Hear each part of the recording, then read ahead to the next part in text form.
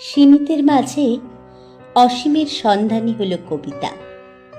আজ আমার নিবেদন শ্রী মানস কুমার ঠাকুরের কলমে তোমার কাছে জীবন মানে কি। তোমার কাছে জীবন মানে কি ভেবেছ? যখন পথের ধারে একটি ছোট কুকুর, যার দুই পা অচল, তবু বুক ঠেলে মাটি কেটে নিজেকে বয়ে নিয়ে যাচ্ছে সামনের দিকে। একটু খাবার, একটু ছায়া, সে তো থামেনি, প্রতিকূলতার কাছে হারও মানেনি, মানুষের করুণা চায়নি, ব্যথাকে বালিশ করে স্বপ্নকে মাথায় নিয়ে চলছে। তুমি কি দেখেছ তার চোখ? সেখানে কোনো অভিযোগ নেই, নেই ভাগ্যকে দোষারোপ, আছে শুধু বেঁচে থাকার অদম্য চেষ্টা আর নীরব প্রতিজ্ঞা।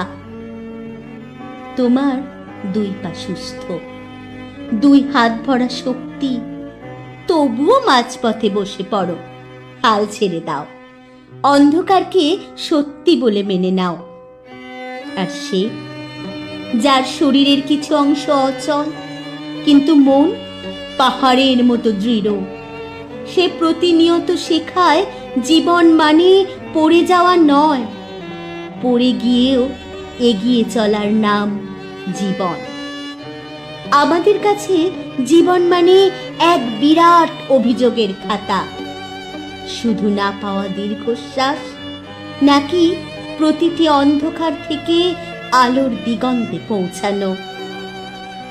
যদি উত্তর না পাও, তবে ভেতরের চোখটা খোলো।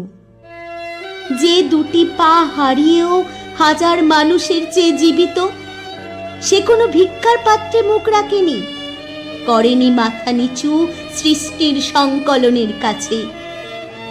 কারণ তার কাছে জীবন মানে শ্বাস নয়, জীবন মানে লড়াই, জীবন মানে এগিয়ে যাওয়া, জীবন মানে পরিস্থিতির সামনে আনন্দ, জীবন মানে পথ চলা আর একটু ভালোবাসা।